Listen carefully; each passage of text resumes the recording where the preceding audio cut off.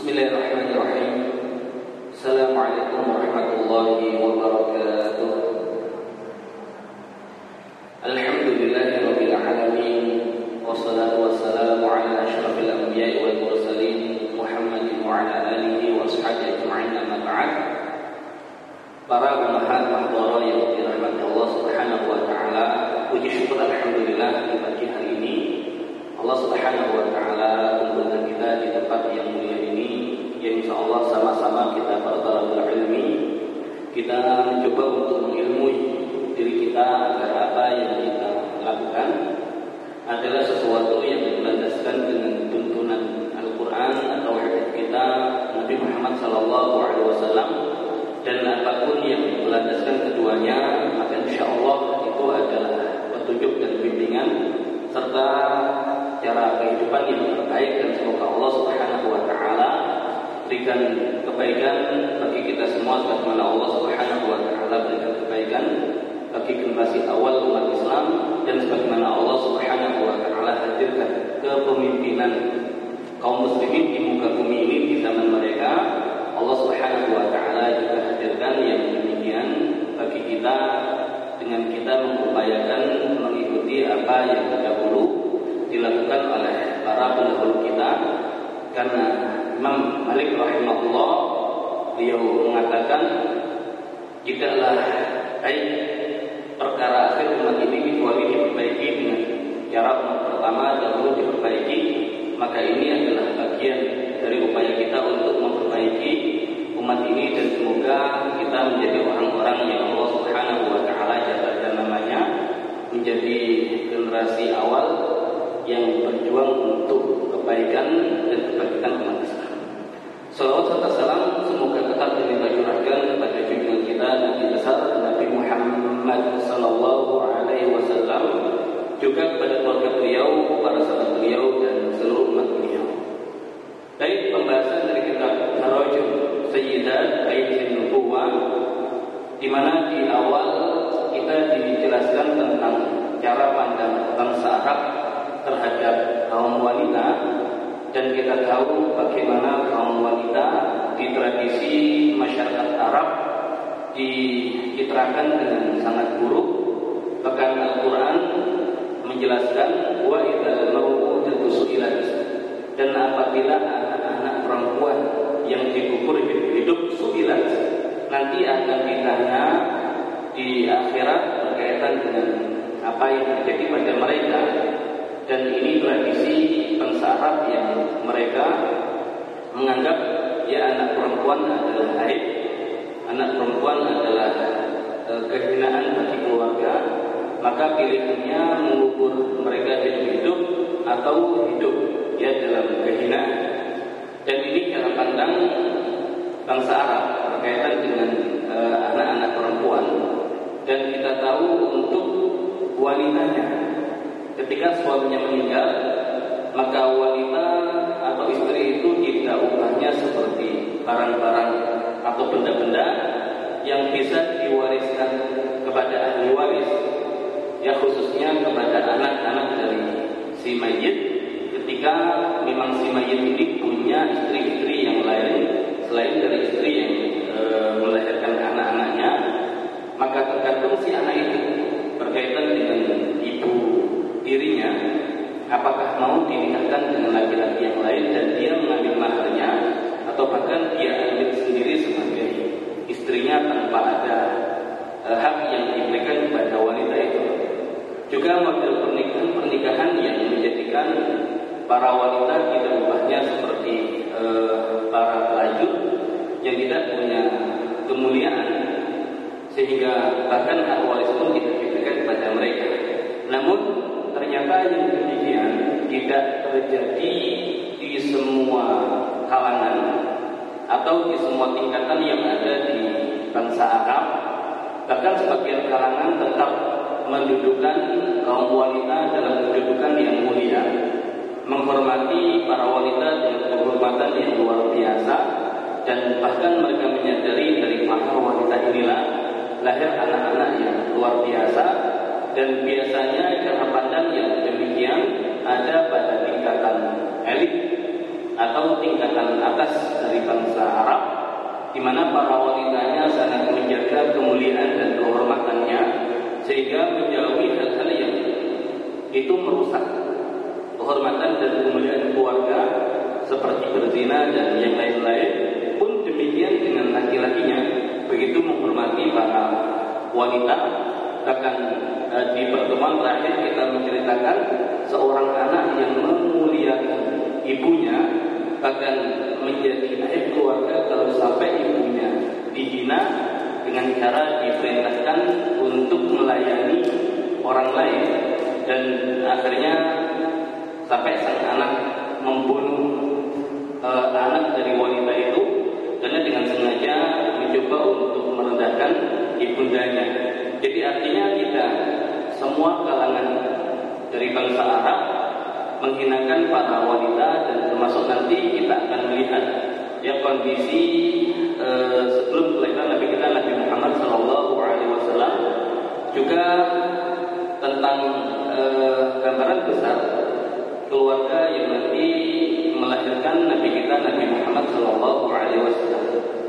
Dan di awal ya buku ini juga dijelaskan tentang Ummahatul Anbiya alaihissalam, para ibunda dari nabi-nabi, dan sebagaimana risalah Samawiyah menjelaskan tentang pentingnya peran ibu di dalam melahirkan generasi.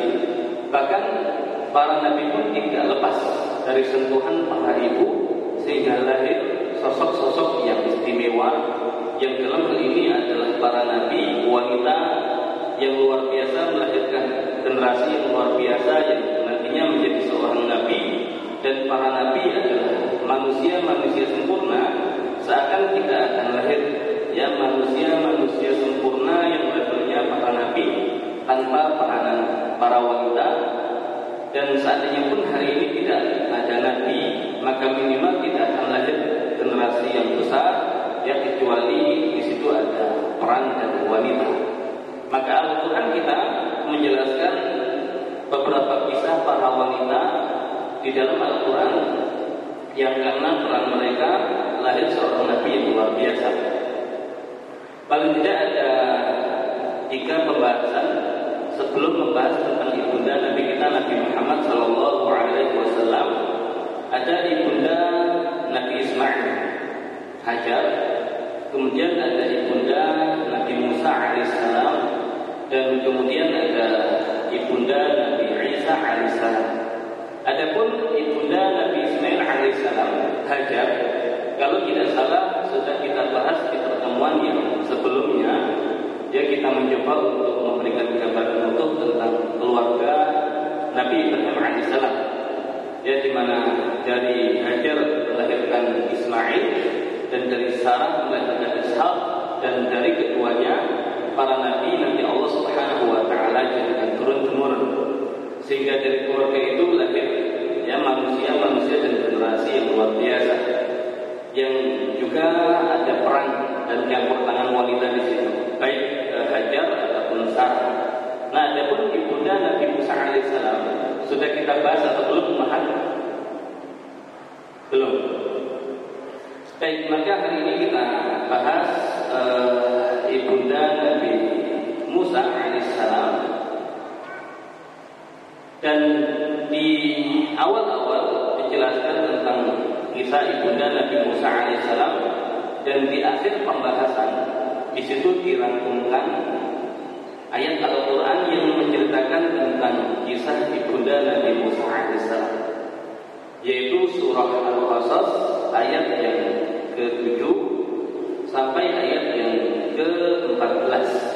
Jadi yang punya bukunya dilihat di bagian terakhir, bagaimana Al-Quran merangkumkan kisah ibunda Nabi Musa alaihissalam. Dan yang tidak mempunyai bukunya bisa melihat mushaf, ya bisa melihat mushaf, baik itu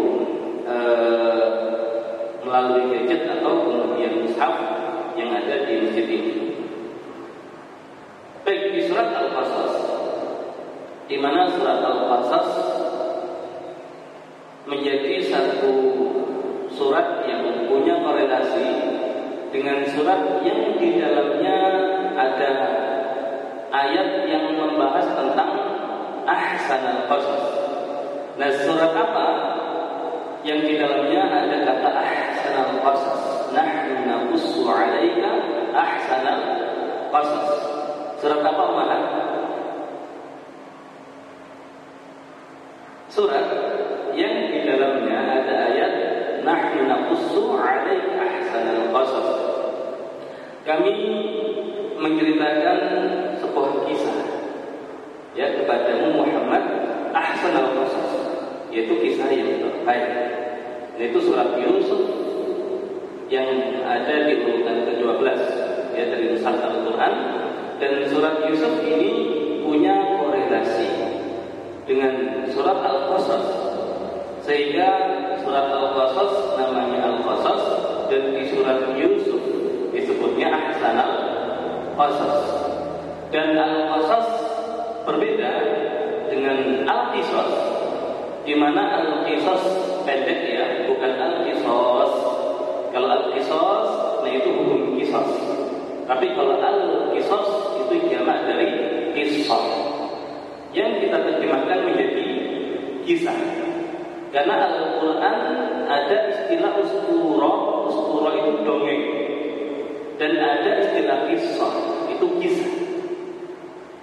Kalau ustura jamaknya asatir, dan Al-Quran dituduh oleh musuh-musuh Islam sebagai asatirul awwalin, dongengnya orang-orang terdahulu. Tapi Al-Quran tidak mau dikatakan asatirul awwalin. Kenapa? Karena Al-Quran itu al-qasasul haq, ya, kisah yang hak. Dan qasas itu dia mengandung dua aspek. Yang pertama, sisi kebenaran yang dikisahkan, ya, sebagai lawan dari dongeng. Dan yang kedua, cara bertutur Al-Quran. Jadi kontennya dan cara bertuturnya itu adalah kata Al-Qasas, ya, makna kata Al-Qasas. Dan surat Yusuf alaihissalam yang menceritakan kisah Nabi Yusuf alaihissalam dengan surat Al-Qasas yang menceritakan Nabi Musa alaihissalam itu punya hubungan terbalik. Punya hubungan terbalik. Kalau Nabi Yusuf alaihissalam dekat dengan sang ayah, yang dikisahkan di surat Yusuf, maka kisah Nabi Musa alaihissalam diceritakan dekat dengan sang ibu. Nabi Yusuf alaihissalam terpisah dari ayahnya disebabkan oleh saudara-saudara laki-lakinya. Tapi kalau Nabi Musa alaihissalam kembali kepada pangkuan sang ibu melalui wasilah saudari perempuannya. Nabi Yusuf alaihissalam dibeli oleh seorang penguasa laki-laki Al-Aziz yang menjadi musuh bagi istrinya. Dan Nabi Musa alaihissalam diambil oleh istri Fir'aun yang nanti menjadi musuh bagi suaminya. Nabi Yusuf alaihissalam bertemu dengan dua orang laki-laki yang ada di dalam penjara yang nanti menjadi wasilah kebesaran Nabi Yusuf di Mesir. Dan Nabi Musa alaihissalam bertemu dengan dua orang gadis yang dengan itu nanti menjadi wasilah Nabi Musa kembali ke Mesir dalam kondisi yang sudah berubah, dalam kondisi yang sudah kuat. Dan Nabi Yusuf alaihissalam adalah yang membawa Bani Israel dari negeri Syam masuk ke negeri Mesir, dan Nabi Musa alaihissalam adalah yang mengeluarkan Bani Israel dari negeri Mesir untuk menuju negeri Syam, khususnya Palestina. Nah, jadi hubungan Nabi Yusuf alaihissalam dengan Nabi Musa alaihissalam adalah hubungan yang terbalik. Namun Nabi kita Nabi Muhammad SAW punya gambaran yang lebih dekat dengan Nabi Musa alaihissalam. Ya, jadi untuk Nabi kita Nabi Muhammad SAW punya gambaran kehidupan yang lebih dekat dengan Nabi Musa alaihissalam. Makanya di banyak hal nanti Nabi Muhammad SAW diperintahkan Allah atau diberikan inspirasi oleh Allah melalui kisah-kisah Nabi Musa. Dan saking banyaknya kisah Nabi Musa alaihissalam di dalam Al-Quran, sampai tidak ada surat yang disebut dengan surat Musa. Bukan karena Musa tidak mulia, tapi karena saking tersebarnya kisah Nabi Musa di banyak surat di dalam Al-Quran, sehingga tidak memungkinkan satu surat khusus itu diberikan nama surat Musa. Dan seakan banyaknya kisah-kisah Nabi Musa alaihissalam di dalam Al-Quran sudah mewakili kemuliaan Nabi Musa, maka tidak perlu ada satu surat yang namanya surat Musa. Dan satu surat yang menceritakan kisah Nabi Musa, dan ini adalah perhatian Allah yang luar biasa kepada Nabi Musa, dan juga dimunculkan di buku ini, adalah surat Taha. Ya, adalah surat Taha menjelaskan tentang perhatian Allah kepada Nabi Musa alaihissalam dan saudaranya surat Taha. Kalau kita mengkaji saudara-saudara surat di dalam Al-Quran, adalah surat yang belakangnya itu seperti akhiran surat Taha. Taha ma anzalna 'alaikal Qur'ana litashqa illa tadhkiratan liman yakhsha. Nah, cari surat-surat yang belakangnya seperti itu. Nanti akan kita dapati pembahasannya itu terikat antara satu dengan yang lain. Dan surat-surat yang seperti itu, kalau di kitab Jawahirul Durar fi ilmi muqaranatis suwar yang ditulis oleh Syekh Muhammad Safi Al-Mustafani, dikatakan ada surat An-Najm. Ya, surat An-Najm, wan najmi idza hawa ma dhalla sahibukum wa ma ghawa wa ma yantiqu 'anil hawa in huwa illa wahyu yuha. Belakangnya seperti itu. Nanti ada surat Al-A'la, Sabbih isma rabbikal a'la alladzi khalaqa fasawwa. Ada surat Al-Lail, wal laili idza yaghsha wan nahari idza tajalla wa ma khalaqal dzakara wal untha. Dan nanti ada surat Ad-Duha, wad-duha wal laili idza saja ma wada'aka rabbuka wa ma qala. Nah, dari surat-surat itu kita tahu siapa yang lebih mulia, Nabi Musa atau Nabi kita, Nabi Muhammad SAW. Walaupun kedua-duanya mulia. Kalau di surat Taha, dan ini surat yang membahas tentang Nabi Musa, Allah Subhanahu wa Ta'ala bertanya kepada Nabi Musa, apa yang menjadikan Nabi Musa itu bergegas untuk menghadap Allah, bergegas untuk menuju Allah, dan meninggalkan kaumnya berjalan di belakangnya. Allah Subhanahu wa Ta'ala berfirman, "Wa ma a'jalaka 'an qaumika ya Musa." Apa yang menjadikan kamu terburu-buru dengan meninggalkan kaum wahai Musa? Ya, apa kata Nabi Musa? Beliau mengatakan, "Ajiltu ilaika rabbi." Jadi aku bersegera untuk menujumu agar engkau ridha. Ya, jadi kenapa Nabi Musa itu bergegas bersegera? Karena Nabi Musa ingin mendapatkan keridhaan Allah Subhanahu wa Ta'ala. Jadi levelnya Nabi Musa itu masih mencari keridhaan Allah Subhanahu wa Ta'ala. Tapi di surat yang membahas tentang Nabi Muhammad adalah surat Al-Duha, Allah Subhanahu wa Ta'ala berfirman, "Wa la sawfa yu'tika rabbuka fatarda." Maka Rabbmu akan memberikan pemberian kepadamu sampai kamu ridha. Jadi Nabi Musa itu masih mencari keridhaan Allah. Kalau Nabi Muhammad SAW, Allah ridha. Dan Allah berikan pemberian sampai Nabi Muhammad SAW ridha. Jadi siapa yang lebih tinggi kedudukannya, yang masih mencari keridhaan Allah, atau yang Allah sudah ridha, bahkan Allah berikan pemberian yang sampai menjadikan beliau ridha. Nah, itu kalau kita buat perbandingan. Baik, Nabi Musa alaihissalam di surat Al-Qasas, Allah Subhanahu wa Ta'ala jelaskan gambaran sebelum kelahiran Nabi Musa alaihissalam berkaitan dengan sikap Fir'aun yang menyombongkan diri, yang penuh dengan kezaliman dan penindasan yang luar biasa, yang nanti dibantu oleh Haman, ya dibantu oleh Haman, menterinya yang juga zalimnya luar biasa. Dan ternyata untuk menggulingkan satu rezim yang pemimpinnya itu zalim seperti itu, ternyata butuh generasi yang baru, yang cara berpikirnya itu berbeda dengan generasi yang tua, yang cenderung lemah dan mau untuk ditindas oleh Fir'aun dan bala tentaranya. Nah, maka Allah Subhanahu wa ta'ala hadirkan kisah Nabi Musa alaihissalam, yang dari Nabi Musa ini mampu mengubah kondisi Mesir atau minimal menyelamatkan Bani Israel, ya, dari intimidasi Fir'aun yang ada di Mesir. Pertanyaannya, bukankah di zaman Nabi Yusuf alaihissalam yang membawa Bani Israel dari negeri Syam ke negeri Mesir, Bani Israel sangat dihormati, sangat dimuliakan? Kenapa menjelang kelahiran Nabi Musa alaihissalam justru kondisinya berbalik?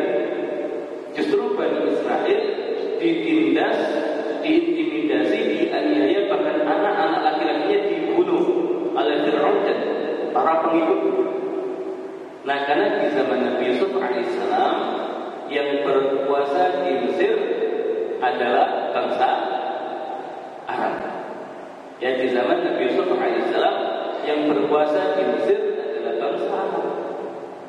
Maka pemimpinnya disebut dengan Al-Malik, raja, dan itu gelar untuk bangsa Arab.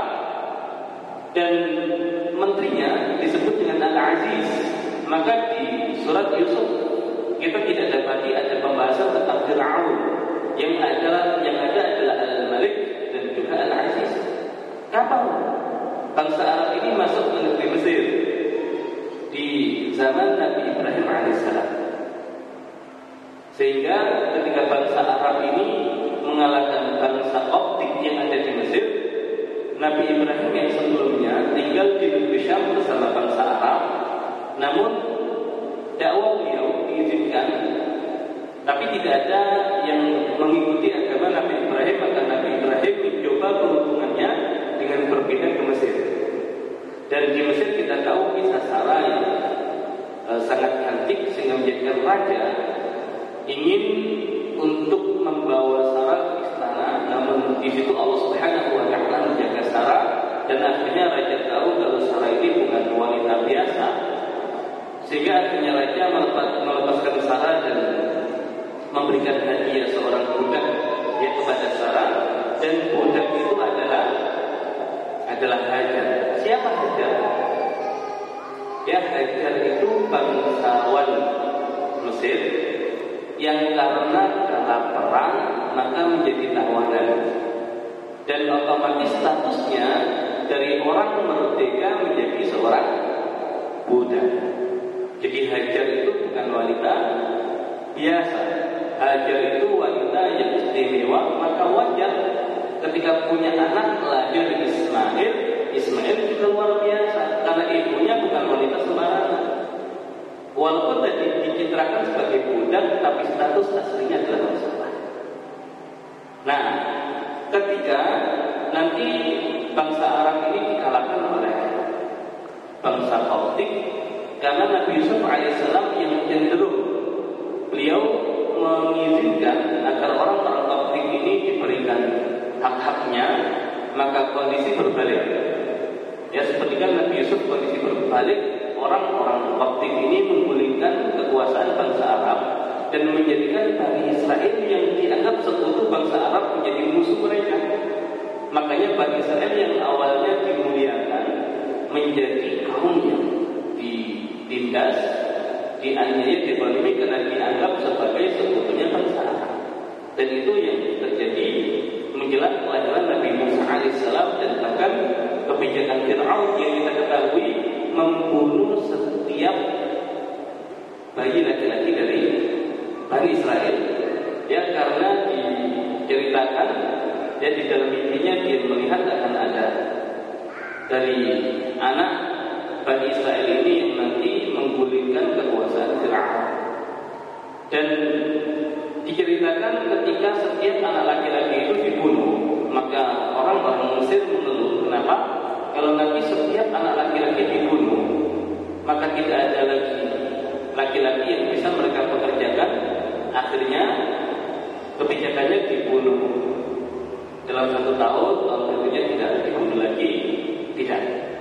Dan di tahun yang dibunuh itu lahirlah Nabi Musa alaihissalam.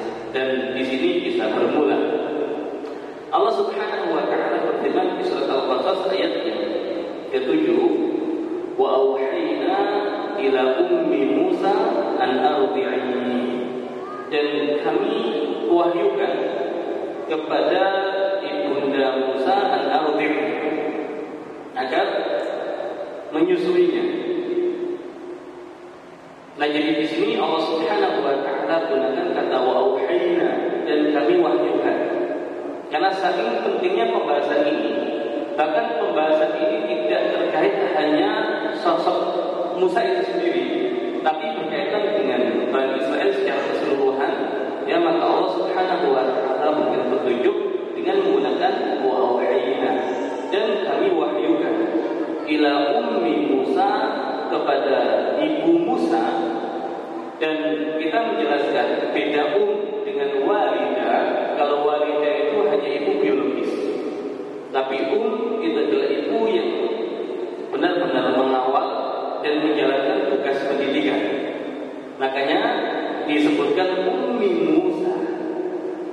Kenapa ibunda Nabi Musa layak disebut sebagai Kenapa kira-kira? Kan kalau walidah itu ibu yang melahirkan. Kalau bukan sekedar melahirkan, tapi menjalankan tugas pendidikan bagi sang anak itu. Dan sebelum membahas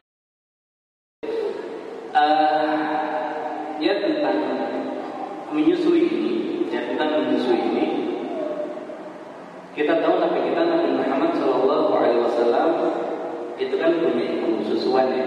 Siapa ibu susuannya? Ya, Halimah As-Sa'diyah dari Nabi Sa'ad. Dan pernah disusukan juga oleh Thuwaibah. Ya, Thuwaibah itu bundanya Abu Lahab, ya, yang nanti juga menyusui Hamzah, dan nanti ada yang lain juga. Baik, tapi Nabi SAW pernah tidak disusui oleh Aminah? Pernah tidak? Ya, pas setelah dilahirkan, apakah tidak disusui sama sekali? Ya, atau disusui juga? Ya, maka ya Nabi ya jelas disusui oleh satu bunda. Nah, hanya nanti lebih banyak setelah itu disusukan oleh Halimah. Dan yang demikian itu bukan hanya terjadi pada beliau, tapi terjadi pada anak-anak orang-orang Mekah secara umum. Jadi mana anak-anak orang Mekah itu tidak disusukan sendiri oleh ibu-ibunya, tapi dicarikan ibu susuan ya dari perkampungan yang ada di sekitar Mekah untuk menyusukan bayi-bayi mereka. Nah, itu nanti banyak faktor ya, banyak sebab kenapa itu dilakukan oleh orang-orang Mekah. Pertama, ya faktornya berkaitan dengan masalah kesehatan. Nah, ini nanti sebetulnya efek dari wala takhafi, ibu itu nggak boleh menyusui anak dalam keadaan khawatir. Ketika tetap dipertahankan ibunya yang menyusui, itu nanti akan ada kekhawatiran. Ya, apa yang dikhawatirkan? Mekah itu tempat pertemuan orang-orang dari berbagai macam daerah, berbagai macam pelosok wilayah yang sebagai pusat keagamaan ketika itu. Nah, orang-orang itu kan ketika datang dari tempat yang berbeda, kan punya penyakit yang beda-beda. Makanya rawan Mekah itu terjadi penyebaran penyakit. Nah, sehingga tempat yang seperti ini itu tidak cocok untuk sebagai tempat tumbuh kembang anak ketika usianya masih sangat kecil sekali. Nah, makanya ada kekhawatiran itu. Termasuk nanti ibunda Nabi Musa juga punya khawatiran terhadap Nabi Musa. Artinya solusi kekhawatiran untuk ibunda Nabi Muhammad adalah anaknya nggak disusukan di situ. Tapi nanti Nabi Musa pun juga ada hal yang salah. Juga berikutnya berkaitan dengan lisan, kemampuan bahasa. Karena Mekah itu tempat bercampurnya ya orang-orang dari berbagai macam wilayah, sehingga bahasa di Mekah itu campur-campur. Nah, kalau tidak kokoh sejak awal bahasanya dan sudah mendapatkan bahasa yang campur-campur, itu dia nggak fasih. Nah, tapi meletakkan di perkampungan Badui, nanti yang bahasanya masih murni karena tidak terhubungan dengan yang lain, dan diharapkan nanti ketika kembali itu sudah punya kemampuan bahasa yang kuat, sehingga walaupun nanti setelah itu bercampur dengan yang lain, tetap bahasanya itu tidak rusak. Tapi intinya, ketika dipaksakan Nabi Muhammad SAW disusukan di Mekah tadi, sang bunda itu khawatir jangan-jangan anak saya nanti masa depannya suram. Dan kenapa? Penyakitan. Kenapa? Tidak punya keahlian bahasa. Nah, jadi ada sisi-sisi yang perlu dipertimbangkan. Ya, memang tugas utama penyusuan adalah seorang ibu.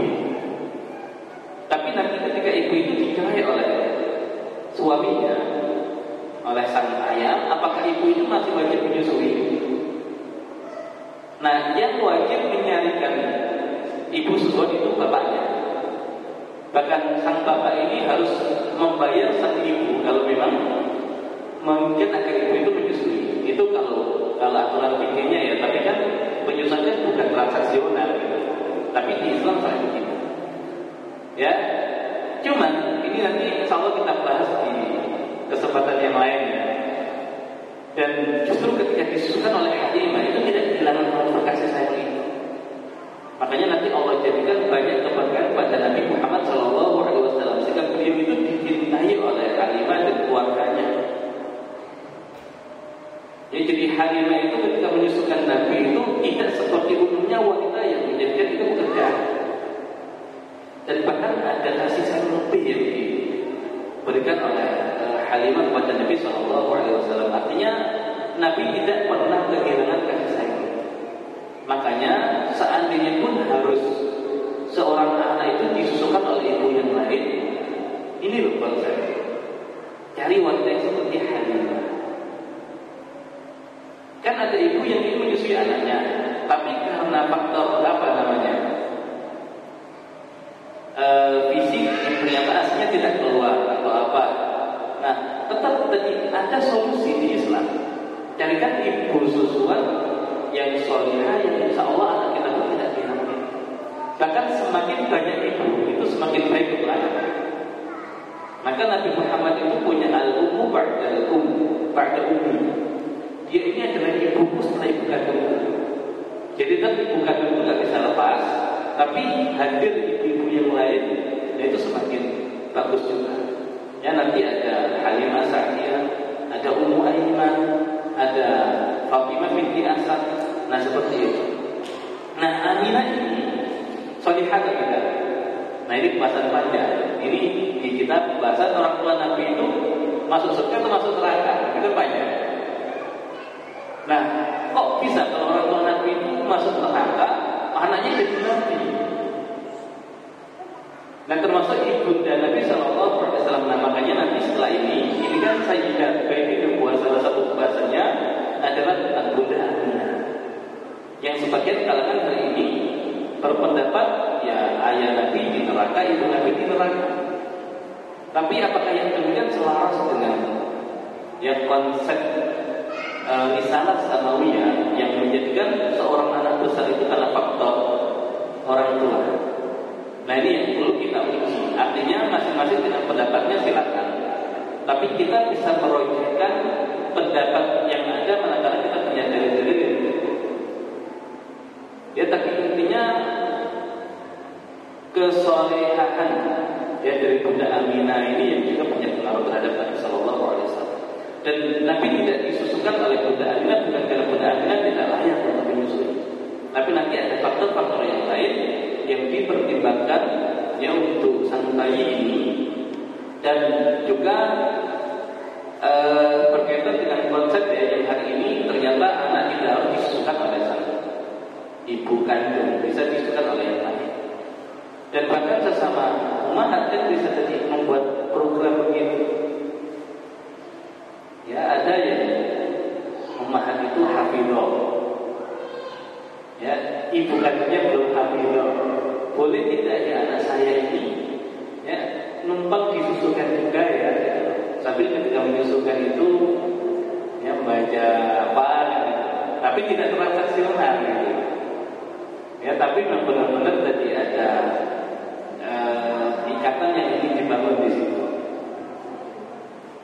Ya itu kalau sudah dekat kan bisa begitu ya.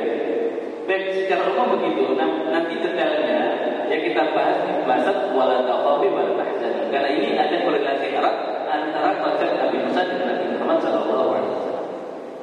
Ya, jadi biar bulan berikutnya itu hadir ya. Kalau kita kerja dengan baik demikian Allah SWT. Baik, ada yang lain? Kalau yang kami lain tadi, kemudian juga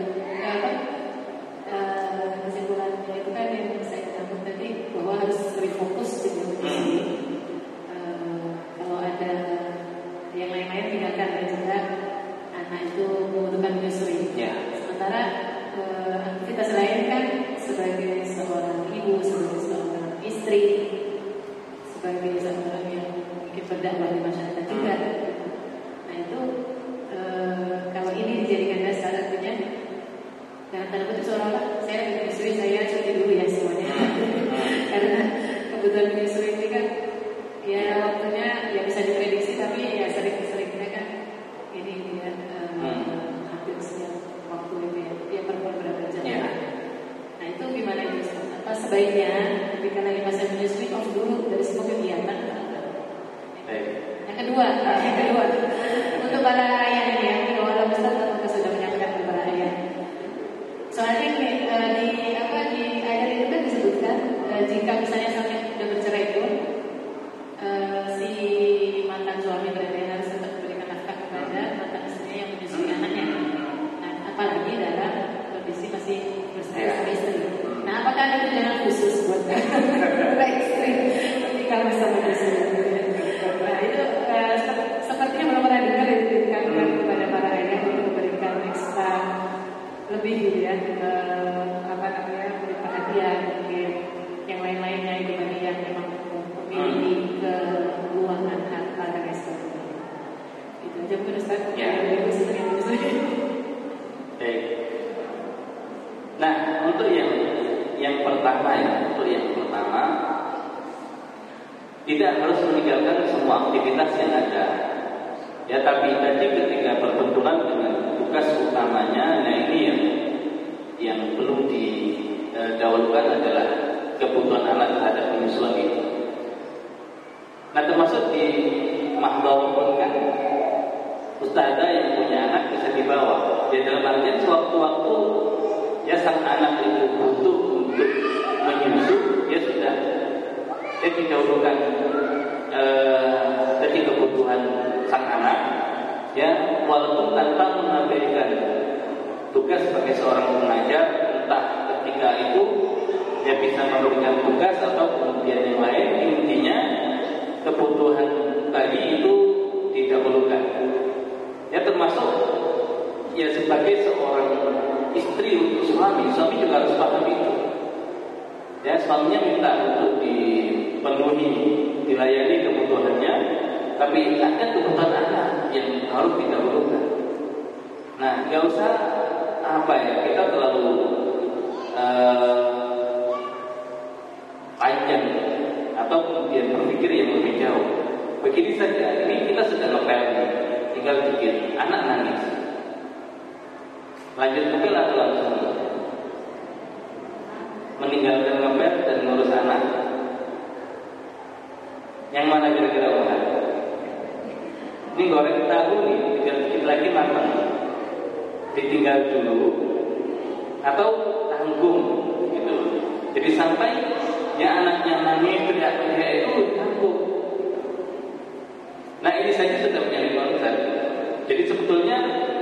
Dan tidak ada masalah ketika dengan mengajar itu tidak mengabaikan kebutuhan mereka. Tapi ketika terjadi hal-hal yang memang tidak bisa disatukan, mana yang didahulukan begitu. Jadi tidak harus kemudian cuti dari semua aktivitas mengajar. Karena itu bagian dari kebaikan. Ya, dan berharap dengan anak itu ketika sang ibu sedang mengajar dan dia berarti ada kebutuhan menyusut tentang ibu, bahkan nuansa keilmuan itu juga bisa dia rasakan bahkan sejak dia masih masa menyusui, bahkan masa di kandungan itu bisa merasakan itu. Ya, insya Allah itu pun akan berefek juga. Ya, tapi intinya tadi kalau ada suami gitu ya, ini kalau mengajar begitu, kalau ada suami minta dilayani dan anak sedang nangis, ya tadi suami harus sabar dulu. Ini anak yang harus didahulukan. Atau minimal dari urusan rumah tangga, hal-hal yang kecil seperti itu, ternyata ini juga menjadi faktor tadi itu. Ya, anak merasa kok ternyata nyapu itu lebih penting ya daripada saya. Kok goreng tahu itu lebih penting ya daripada saya. Nah, ini yang perlu kita pahami. Jadi jawab ditinggalkan semua tidak. Ya, selama kebutuhan anak itu bisa terpenuhi. Jadi di kita yang masih bisa disatukan. Tapi ketika sesekali kok ada hal yang berkebetulan, tetap kebutuhan anak yang didahulukan. Nah, adapun seorang istri ketika menyusukan anaknya, jadi jangan sampai menjadikan itu transaksi. Mas, ini kan saya sudah menyusui anakku nih. Apa yang bisa kamu berikan kepadaku? Nah, ini anaknya, bunda ini, yang saatnya dia bisa ngomong. Nyusui saya kayak ikhlas banget ya. Ya, hanya untuk mendapatkan, ya walaupun di sini lebih kepada kesadaran suami. Makanya kalau kita lihat di Al-Baqarah 233, wa 'alal mauludi lahu. Siapa al-maulud lahu? Bapaknya. Dan kewajiban atas yang dilahirkan anak untuknya. Makanya anak itu untuk suami. Rizquhunna, rezeki bagi mereka para ibu. Wa kiswatuhunna bil ma'ruf. Dan juga pakaian bagi mereka dengan cara cepat. Jadi ada rezeki, ada pakaian. Nah, berarti memang bagi seorang suami itu nggak boleh menjadikan istrinya khawatir, nggak boleh menjadikan istrinya sedih. Nah, berarti ini harus sama-sama sadarnya. Sang istri nggak nuntut, karena kalau sang istri nuntut jadi transaksional. Tapi suami harus sadar sendiri. Lah, ini kan nutrisi istri saya, berarti harus baik. Kenapa? Karena kaitannya dengan nutrisi bagi anak saya. Istri saya ini kan nggak boleh sedih, harus senang. Berarti diberikan pakaian segala macam biar senang, ketika nyusu itu semangat. Jadi ini kesadaran masing-masing. Jadi sang istri harus mengilmui, sang suami harus mengilmui. Tapi kalau masing-masing ini tidak mengilmui, nah tadi terjadi overlap di situ. Sang suami nggak mau ngasih, sang istri nuntut. Nah, itu akhirnya nggak baik buat anak. Tapi suami sadar, istri nggak nuntut, nah itu yang berbahaya insyaallah. Jadi apakah ada rezeki khusus? Ya ada lagi, ada ya. Nutrisi secara khusus tadi dan juga kiswa yang menjadi kewajiban bagi suami. Baik secara konkret, baik itu yang ya. Kalau kita lanjut di pertemuan yang berikutnya, kita tutup kajian kita di pagi hari ini dengan sama-sama alhamdulillah dan doa kafaratul majelis. Alhamdulillahirabbil alamin. Subhanakallahumma bihamdika asyhadu an la ilaha illa anta astaghfiruka wa atubu ilaik. Assalamualaikum warahmatullahi wabarakatuh.